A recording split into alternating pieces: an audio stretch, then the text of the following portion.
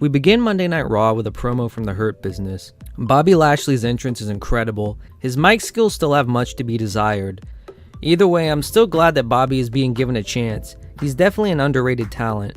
Bobby cuts a promo saying that he will destroy Drew at WrestleMania and is interrupted by the worst tag team in wrestling history, John Morrison and The Miz. Now don't get me wrong, I like these wrestlers to a degree, but they're so cringe together that it's one of those things that make you feel embarrassed to watch wrestling. Just as I was getting into the Bobby Lashley and MVP Hurt Business promo, now John Morrison comes out with a mullet. Absolutely disgusting. Drew McIntyre comes out to cut a promo on Bobby. Go ahead and call me a hater, but Drew McIntyre is not very good on the mic. I don't know what it is about big men like Brock Lesnar just being so god-awful on the microphone. Bobby has a mouthpiece and MVP, now I think it's time to get Drew one. The Miz attacks Drew to end out a really boring opening segment, as Sheamus attacks Bobby Lashley. All in all, this was a pretty boring opening segment, but what can you expect from Monday Night Raw? Sheamus cuts a promo saying he wants to be the one to beat Bobby Lashley. All due respect, it was a pretty good promo, definitely not Mick Foley levels and one that's definitely going to be overlooked for probably the entire history of wrestling, but it was slightly above average, and honestly I'm starting to become a bit of a Sheamus fan. But I'm not here to review opening segments or promos, I'm here to rank matches, and we have our first one of the night, The Miz vs Drew McIntyre. Drew basically squashes Miz and humiliates him. At first he doesn't even go for the pin, he just hits a claymore that missed like a mile away, and then he gives him Bobby Lashley's finishing move, just to poke fun at Bobby. Pretty much a nothing match, just filler bullshit. Also, who did The Miz hurt? Why are they treating him so bad now? I give this match 2 out of 5 stars. Raw comes back to Braun Strowman cutting a promo. He calls out Shane McMahon, who comes out dancing as usual. Braun is mad because Shane called him a dinosaur last week, because he's big with no brain. Braun cries about Shane bullying him. No, I'm serious, he literally calls Shane a bully.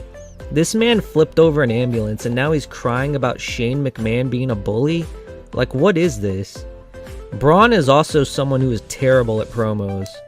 Shane hurls the worst insults I've ever heard in my entire life at Braun. Braun tells Shane that Shane is the one that's afraid. Braun declares that he wants a match with Shane tonight.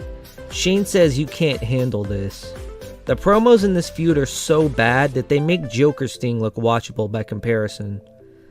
But anyway, Braun Strowman will face Shane McMahon later tonight. Lana and Naomi face Mandy Rose and Dana Brooke. I don't know who had the bright idea to put Naomi together with Lana, but I do appreciate the fact that they're wearing matching attire. Lana shows off an impressive white Russian leg sweep. Lana isn't the best wrestler, but you can tell she's getting better over time. I feel like it isn't entirely her fault either, because they've barely really booked her in matches over the years. The match surprisingly starts to get good when Asuka comes out interrupting it to fight Shayna Baszler. The match resumes as Dana and Lana attempt finishes on each other until Dana Brooke, who was the actual legal woman, gets the win with a neck breaker. It was honestly a better match than Drew vs The Miz, but I would have liked to see it go on a bit more because it was actually starting to pick up quite a bit of steam.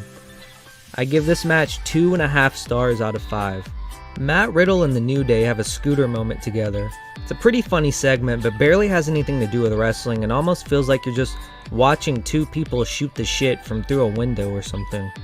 The next match up is The New Day versus The Hurt Business for the tag team titles. Great start to the match with a lot of high octane action. Woods takes a slingshot sort of move into a spine buster from Shelton Benjamin. Shelton takes out Xavier by throwing him shoulder first into the steel steps. They isolate Kofi Kingston, basically turning the match into a handicap match. Xavier comes back to the fight with lots of great action as the Hurt Business counter a set of suicide dives from Kofi and Xavier, taking control of the match. Kofi goes to the top rope as Shelton jumps to the top rope like a cat, throwing him off. Xavier hits a springboard DDT to the floor. The New Day set them up and win the WWE Tag Team titles yet again. The New Day are 11-time Tag Team Champions.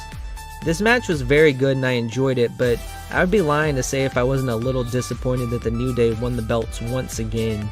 WWE seemed to really love hot potatoing the belts, especially when it comes to the New Day. I would give this match 4 out of 5 stars. if it wasn't for the New Day title change. So instead I'm going to give the match 3.5 out of 5 stars. Just when you think it's all over, AJ Styles and Almost come out to congratulate the New Day. AJ and Almost will challenge the New Day for the tag team titles at WrestleMania. This is pretty awful in my opinion. Not only did the Hurt Business look good in the match, but now they've lost the tag team titles and more than likely won't even be getting a match at WrestleMania. Next up, we have a segment from Bad Bunny that would normally get a skip from me, but R-Truth shows up to make the segment actual gold. Bad Bunny admits that he isn't a real wrestler and gives R-Truth the belt back. Pretty funny segment. There isn't much entertainment to really be found in Raw nowadays, but anytime R-Truth is on the screen, you usually get some sort of entertainment out of it. Next up, we have a jobber match between Jackson Ryker and Damian Priest. I give this match 1 out of 5 stars because it was basically a 1-minute squash fest. Elias tries to attack Bad Bunny but gets hit with the Hit the Lights by Damian Priest. Not a very entertaining match or segment, just filler crap honestly. John Morrison comes out to distract everyone as Elias hits Bad Bunny in the back with the guitar, off camera. The camera completely misses it. Nice job, Beaver Teeth. However, unfortunately enough, the guitar didn't even break. It looked incredibly painful. Hopefully Bad Bunny doesn't have 12 broken vertebrae in his spine. MVP cuts a promo with Bobby saying that they will defeat Drew at WrestleMania and that the Almighty Era has just begun. Next up is Braun Strowman vs Shane McMahon. The match obviously isn't going to happen as Shane stalls for time. Shane does hopscotch in front of Braun. Yes, you heard that right. Shane does hopscotch in front of Braun. Braun assaults Shane. Braun then starts to build up momentum running around the ring as Shane blasts him in the face with a camera. Shane then begins to hit Braun Strowman repeatedly in the head with the camera. He then goes to the top turnbuckle and does the usual and dives off the top rope through the announce table. This segment was actually pretty good. I didn't expect Shane to hit Braun with the camera out of nowhere. I also didn't expect Shane to Nickelodeon slime Braun. That part was a little silly. I think this feud is destined to fail, but as for the match at WrestleMania, I think it's going to be a sleeper hit. Shane may not be the most technical wrestler, but when it comes to putting on an entertaining spectacle, he's usually pretty good, which is why I'm pretty sure he's being booked at WrestleMania in the first place. Next up, we have an Alexa Playground segment, which is just more of the same honestly. Alexa basically challenges Randy Orton to a match at Fastlane. Could The Fiend make his return at Fastlane? I hope not. I feel like they should keep him off TV at least until WrestleMania, but knowing WWE, who knows what will happen. Next up, we have Asuka vs Shayna Baszler. 3 weeks ago, Shayna kicked Asuka's tooth out and according to the dirt sheets, may have even given her a concussion. However, that may not be exactly true because Asuka returned tonight on Raw with a pretty physical match against Shayna Baszler. Shayna hits a big knee to the jaw early on, almost knocking Asuka's tooth out again. This enrages Asuka, who attacks Shayna. Nia also keeps trying to interfere in the match as Asuka kicks her in the head over and over. Shayna goes for the chokehold as Asuka flips her over, pinning her. After the match, Shayna goes to kick Asuka's tooth out again, and Asuka catches her leg and starts her own offense.